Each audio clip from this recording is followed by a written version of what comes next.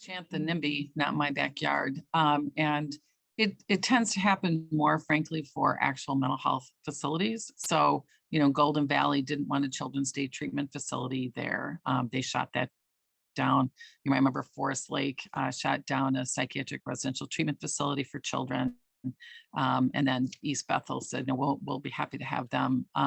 It was a close call for Touchstone's new residential facility of 16 beds that was actually in my neighborhood near 46 and 46.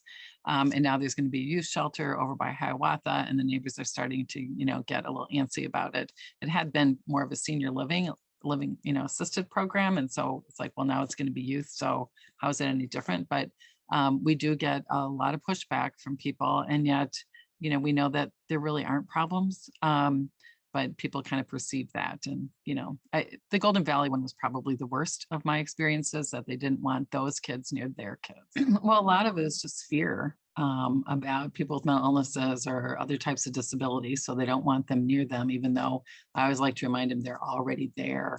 You just didn't know it. But I think the big thing that people can do is to speak up. And, you just can't leave that on the, laps of, advocates or people with mental illnesses and their families. The community needs to speak up, because at some point in the future, you or a family member may need that service as well.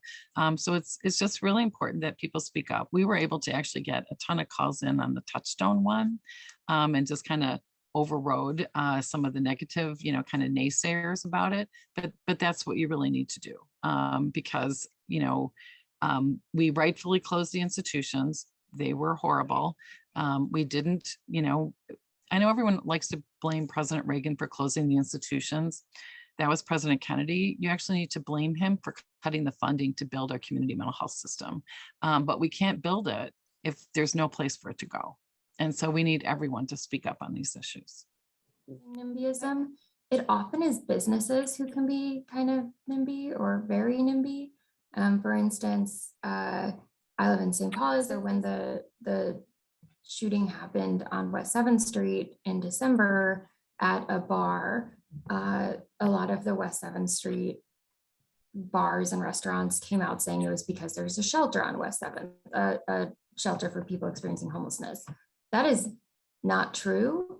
And yet they were able to create this narrative that there shouldn't be a shelter on West 7th Street in St. Paul because it was impacting their business. And they used this terrible tragedy of people getting shot as NIMBYism. So I think also being really cognizant that it's often business, and how to push back against business in that too.